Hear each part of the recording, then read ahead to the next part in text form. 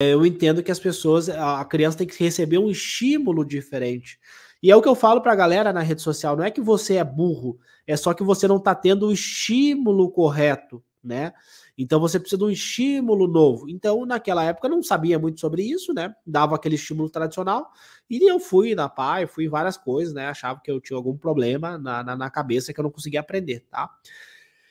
E aí, óbvio, né, pessoal, hoje com o nível de consciência que eu entendo, eu vi que foi Deus, né? Foi Deus ali agindo na minha vida para me sofrer, né? Aí você pergunta, pô, Léo, mas por que Deus quis que você sofresse, né? Por que você passou por tantas dificuldades, né? Eu digo assim, dificuldades nesse contexto educacional, de estudo e tudo mais.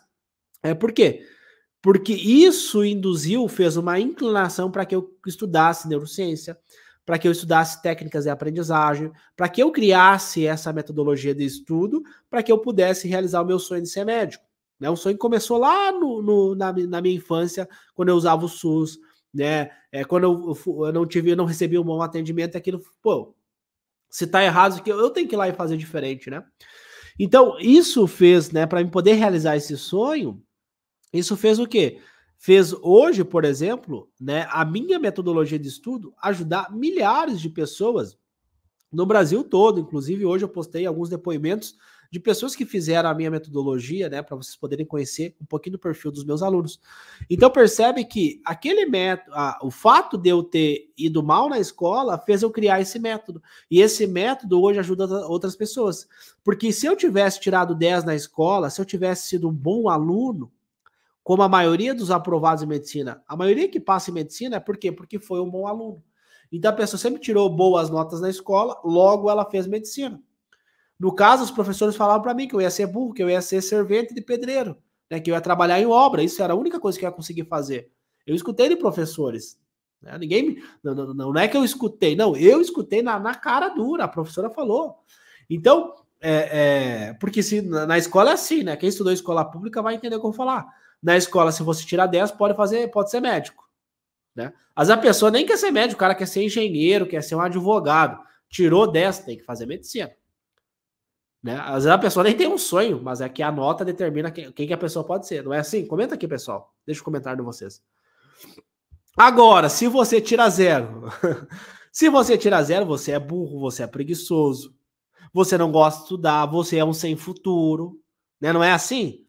Se tu não gosta de estudar, tu é um sem futuro. Você não vai ser nada na vida. Não é assim que as pessoas falam? Né? E foi exatamente isso que eu escutei. Hoje eu percebo, né, pessoal? Eu odeio estudar, ver videoaula, essas coisas. Eu não gosto disso. Eu prefiro estudar através de metodologias ativas.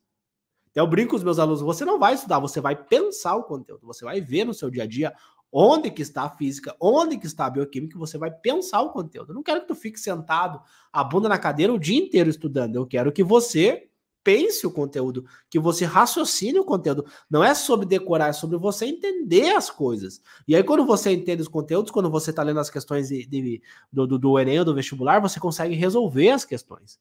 Então, a logística é você entender as coisas, você entender o raciocínio das coisas e não decorar.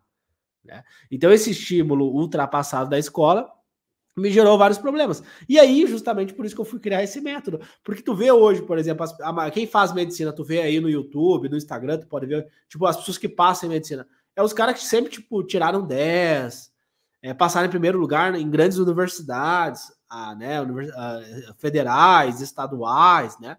Tu olha pra pessoa, tu já vê, pô, esse cara aí era o cara que tirava 10, né?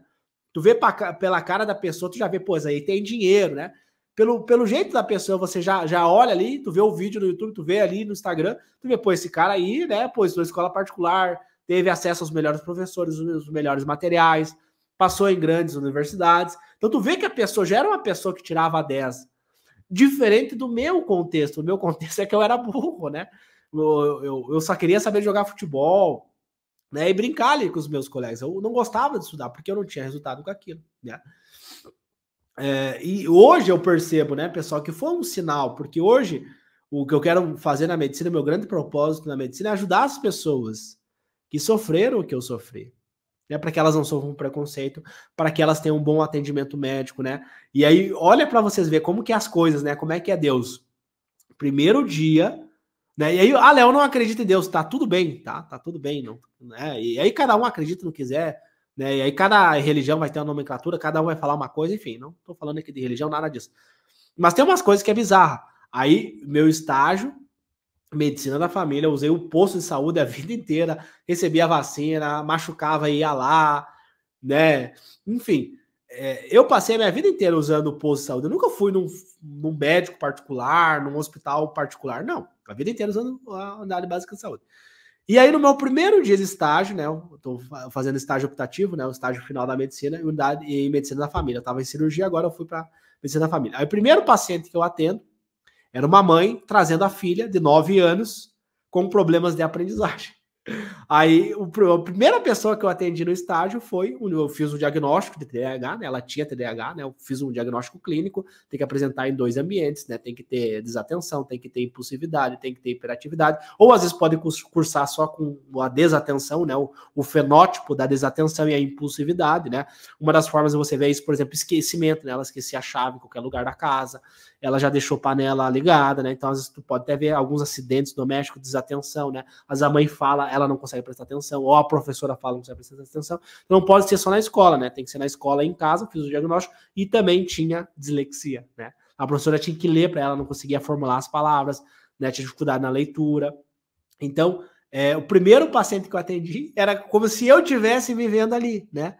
Por quê? Porque ela foi encaminhada pela professora da escola. Então, essa paciente, ela começou a apresentar, né, um atraso no desenvolvimento, segundo a professora, que talvez não tivesse o conhecimento técnico necessário para interpretar transtornos de aprendizagem, achou que a criança tinha algum problema, algum retardo, alguma coisa, né, do desenvolvimento dela, encaminhou. Só que não é que ela tem um problema, e é importante esse diálogo, essa explicação, tanto para o pai quanto para a criança, porque 9 anos ela já tem um nível de consciência, né? Ela pega as coisas, né? Ela pega o preconceito.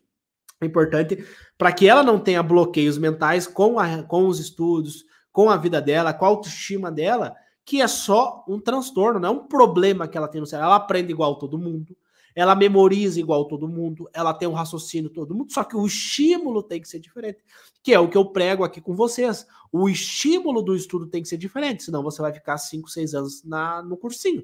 Você vai fazer uma pós-graduação em cursinho. Então, a pauta é, o estímulo tem que ser diferente. Aí, para vocês verem como é que é as coisas. O primeiro paciente que eu atendi no meu estágio foi. E aí vem mais uma confirmação. O que eu tenho que fazer na medicina? Esse é o público que eu quero ajudar. No meu consultório, qual que é o público que eu quero atender? Esse é o público. Transtornos de aprendizagem. Porque eu vi ali na pessoa, né? Eu vi eu ali, né? A mãe dela do lado e a criança ali com problemas de aprendizagem que foi encaminhada pela professora. Então eu me vi ali. Aí gera aquela, pum, eu tenho que ajudar essas pessoas, porque eu sofri, eu sei o que ela tá sofrendo. É diferente, por exemplo, né, você pegar, a pessoa sempre tirou 10.